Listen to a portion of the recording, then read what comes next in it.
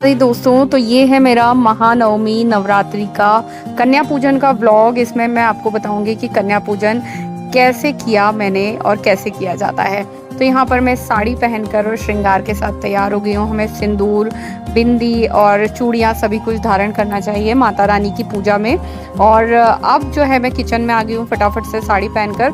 रात को 3 बजे से उठकर ये सब तैयारियाँ हुई, जिसमें कि घर की साफ़ सफाई और फिर उसके बाद मैं खाना बनाने किचन में पहुंची। तो अब जो है मैं खाना बना रही हूँ, तो इसमें मैं बना रही हूँ आलू टमाटर की तरी वाली सब्जी, आलू गोभी की सूखी सब्जी, हलवा, चने, पूड़ी, ये सभी चीज़ें। और जिसमें हलवा और चने जो है माता रानी के भोग में बनाना बहुत ज़रूरी होता है, आवश्यक होता है, क्योंकि माता रानी का ये फेवरेट भोग है, पसंदीदा भोग है और ये हमें लगाना ही चाहिए। तो यहाँ मैं फटाफट से सारी गैसों पे, चारों गैसों पे जो है एक एक चीज़ छोंकती जा रही हूँ और साइड में करती जा रही हूँ। तो ये अपना जो कुकिंग टाइम ले रहे हैं, सब्जियाँ ये पकती रहेंगी और मैं नई चीज़ें जैसे हलवा ऐड कर दिया। इसके बाद मैंने फिर एक गैस पर चना ऐड कर दिया। और मैंने यहाँ वीडियो आपको थोड़ा सा फास्ट फॉरवर्ड करके दिखाया है, क्योंकि अगर मैं स्लो वीडियो रखती तो वीडियो बहुत लंबी हो जाती। तो मैंने उतना फास्ट रखा है कि आपको सब कुछ समझ आ जाए। तो यहाँ पर जो है साइड बाय साइड आलू टमाटर की सब्जी की तैयारी हो रही है, आलू गोभी पक रही है। एक तरफ मैंने जो है हलवा चढ़ा दिया है, तो उसकी सूजी भुन रही है। और जो है इसके बाद में एक गैस पर चना भी चढ़ा दूंगी, तो वो भी हो जाएगा। तो ओनली पूरियाँ ही बच जाएंगी, क्योंकि इसके बाद पूजा भी करनी थी। नवरात्रि का जो दिन होता है, कन्याओं के आने का जो दिन होता है, वो ऐसा होता है कि कब टाइम हाथों से निकलता चला जाता है पता ही नहीं चलता है। इतना शुभ दिन होता है, इतना पावन दिन होता है, इतनी सारी पूजा पाठ और जो है हवन, अग्यारी, हवन में भोग लगाना, सारी चीज़ें होती हैं कन्या आने के पहले। और मैंने आपको कैसे हम नवमी पूजन करें, जो प्रिपरेशन वाला वीडियो था, उसमें मैंने आपको बताया था कि हमें कन्याओं के आने के पहले ही पूरा घर साफ़ कर लेना चाहिए, जो डस्टिंग वगैरह है वो सब कर लेना चाहिए, कपड़े वॉशिंग मशीन में लगा देना चाहिए, चाहे आप सुखा बाद में दें। हमारा किचन भोग बनाने से पहले पूरा साफ़ होना चाहिए, कोई भी जूठा बर्तन उसमें नहीं होना चाहिए। तो इस तरह से जो है हमें कन्याओं के आने के पहले तैयारी करनी होती है, क्योंकि कन्याओं के जाने के बाद झाड़ू पोछा या साफ़ सफाई नहीं होती है। तो अगर आपके यहाँ मेड नहीं भी आती है तो कोशिश कीजिए कि इस तरह के जब त्यौहार होते हैं तो हम खुद कर लें सुबह, या फिर वो लोग जल्दी आ जाएं। तो ये चीज़ें होती हैं। अब देखिए मेरी यहाँ पर सभी चीज़ें तैयार हो गई और मैंने डाइनिंग पे लगा दी है, ताकि यहीं पर हॉल में कन्याओं को हम भोजन करवाएंगे तो यहीं के यहीं परोसना सबको ईजी होगा। तो मैंने सब कुछ डाइनिंग पे लगा दिया है। इसके बाद फटाफट से पूरियाँ मैं तैयार कर लूँगी। तो पहली पूरी जो है वो चूल्हे के नाम, तो जैसे ही पहली पूरी हो जाती है तो उसको चूल्हे पे रखा जाता है भोग स्वरूप, तो वो मैंने रख दिया है। अब जो 9 पूरी बनेंगी वो होंगी माता रानी की, और माता रानी को इसके बाद लगेगा भोग। तो मैंने पूजा की सारी तैयारियां कर ली थी, भगवान नहला दिए थे, पूजा पूरी कर दी थी, और बस अब यही बचा था कि मैं सबको तिलक वगैरह करके और जो है आरती करके माता रानी को भोग लगाऊं। क्योंकि माता रानी जब ये भोग ग्रहण कर लेंगी, उसके बाद ये भोग हवन में जाएगा, और हवन के द्वारा ही जो है देवी देवता भोग को स्वीकार करते हैं।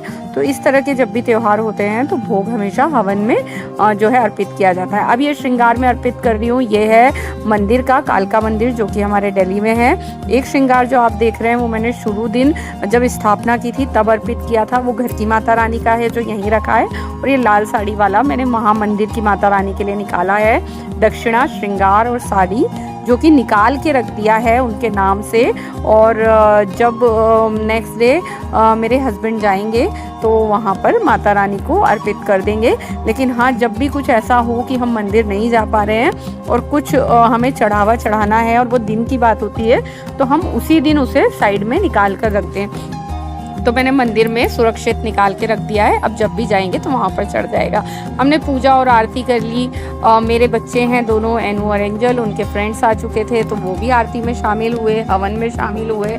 तो बच्चों ने भी जो है हमारे साथ आरती की, हवन किया, और बच्चों को बहुत मज़ा आया, बहुत ही अच्छा लगा। क्योंकि बच्चे ऐसे ही तो सीखते हैं ना सब कुछ, हमारे वैल्यूज़, हमारा कल्चर, हमारी पूजा पाठ, तौर तरीके, कब क्या, क्योंकि ये देखने के लिए सिंपल चीज़ें दूर से लग सकती हैं, लेकिन हर चीज़ का अपना महत्व होता है। हवन होने से पहले घी की आहुति देना, फिर हवन की आहुति देना, फिर उसके बाद में लौंग के जोड़े क्यों चढ़ाए जाते हैं माता रानी की पूजा में, ये सारी चीज़ें जो हैं सिस्टमेटिक होती हैं। और ये जब बच्चे हमारे साथ करते हैं साल दर साल और डे बाय डे, तो उन्हें समझ आती है कि क्या महत्व है, क्या चीज़ें हैं। धीरे धीरे हम उन्हें चीज़ें बताते हैं, तो वैसा ही रहा। तो भोग इसके बाद हवन में हमने लगाया और अब हमने सारी कन्याओं के चरण धोए। मैंने इस जल में जो है गंगा जल, गुलाब जल, दूध और नॉर्मल जल ये मिक्स है। इससे जो है मैंने अपनी सारी ही कन्याओं के, और हमारे लंगूर को भी चरण धुलवाने थे तो कन्याओं के साथ साथ उनके भी धो दिए। तो जो है कन्याओं के साथ एक लड़का कम से कम होना बहुत ज़रूरी है। तो वो जो है हमने किया। अब यहाँ पर चल रही है बच्चों की मस्ती, बातें चली। जब तक मैं बाकी कन्याओं का पूजन कर रही थी तो पैरों में लगाया आलता। ये हमें लगाना चाहिए क्योंकि माता रानी को साज श्रृंगार बहुत पसंद होता है। तो जो है बच्चों को मैंने सभी को आलता लगाया। उसके बाद में जो इत्र होता है वो बच्चों के पैरों में टच किया। माता रानी को खुशबू बहुत पसंद होती है, तो इसी तरह से माता रानी का साक्षात रूप मानकर, और जो कि ये बच्चियां हैं भी, तो इस तरह से माता रानी की पूजा की जाती है। तो इनके पैर पूछकर, आलता लगाकर, इत्र लगाकर, फूल चढ़ाकर चरणों में, फिर उसके बाद माथे पर बिंदी लगाकर, चावल लगाकर, उसके बाद कलावा बांधकर वस्त्र स्वरूप जो है यूँ तो हम रुमाल देते हैं वस्त्र स्वरूप, लेकिन फिर भी लाल वस्त्र का महत्व होता है, इसलिए ये मूली बांधी जाती है और रक्षा स्वरूप भी ये होती है। तो यहाँ पर मैंने सभी कन्याओं के पहले पैर पूजे हैं, जो कि बहुत ज़रूरी होता है। तो सबसे पहले जब हम कन्या का भोजन करवाते हैं, कन्या भोज रखते हैं, तो सबसे पहले उनके पैर पूजे जाते हैं और उनकी पूजा की जाती है। उसके बाद उन्हें जो है भोग दिया जाता है, उन्हें दक्षिणा दी जाती है, उन्हें उनके प्रिय सामग्री, पढ़ाई से रिलेटेड चीज़ें, वस्त्र स्वरूप कोई रुमाल, वस्त्र जैसा भी आप कर सकते हैं वो, उनके लिए आप लंच बॉक्स या टिफ़िन बॉक्स या प्लेट्स कुछ भी कर सकते हैं। तो यहाँ पर मैंने उनके लिए प्लेट्स की थी। तो ये सब चीज़ें हुई और बच्चों ने बहुत ही अच्छे से खाना खाया और भोग लगाया। उन्हें बहुत पसंद आया, बच्चियों को पसंद आया है तो माता रानी को भी पसंद आया होगा। और इस तरह से जो है नवमी पूजन किया।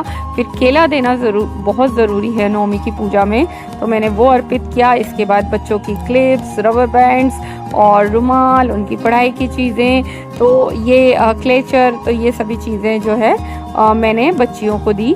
और उसके बाद जो है दक्षिणा अर्पित करेंगे और फिर सबसे आशीर्वाद लेंगे। तो मैंने और मेरे हस्बैंड ने, हम दोनों ने कन्याओं का खूब आशीर्वाद लिया। हमने खूब सारी बातें भी की बच्चों ने जब तक यहाँ पर भोजन ग्रहण किया तब तक, और खूब अच्छा लगा ये सब करके। और कन्याओं की विदाई के बाद हमारा चूँकि 9 दिन का व्रत था, इस बार 10 दिन के नवरात्रे थे तो 10 दिन का। इसके बाद सबसे पहले माता रानी से आग्रह होगा, माता रानी से प्रार्थना होगी, भूल चूक की क्षमा माफ़ी होगी। और इसके बाद जो है फिर माता रानी से आग्रह करेंगे कि माता रानी मंदिर में अपनी जगह पर घर में विराजमान हो जाएं। तो क्योंकि हम 9 दिनों के लिए उनसे आग्रह करते हैं कि आप आएँ और यहाँ विराजमान हों, और जो है इस तरह से आग्रह होता है। और यहाँ पर सभी कन्याओं ने भोजन कर लिया है। अब इस तरह से हम सब साथ में बैठे, कुछ मस्तियाँ, कुछ बातें हुई और इसके बाद हमने की कन्याओं की विदाई। हमेशा दरवाजे तक जाना चाहिए और कन्याओं की अच्छे से विदाई करनी चाहिए, उन्हें फिर से आने का आग्रह करना चाहिए। तो इस तरह से हमारा जो है पूर्ण होता है कन्या पूजन। और देखिए मैंने दरवाजे पर रंगोली भी बनाई थी सुबह, जो कि हर त्यौहार पे ज़रूर बनानी चाहिए और मैं रेगुलर बनाती हूँ। तो यहाँ पर अब मैं माता रानी से आग्रह कर रही हूँ, मैंने प्रार्थना की, भूल चूक की क्षमा मांगी और उनसे बहुत सारी मन की बातें की, उनका धन्यवाद किया। और इसके बाद होता है कि हम माता रानी को आग्रह करें कि माता रानी अब आप अपनी जगह पर प्रस्थान कीजिए, मंदिर में, घर में विराजमान हो जाइए।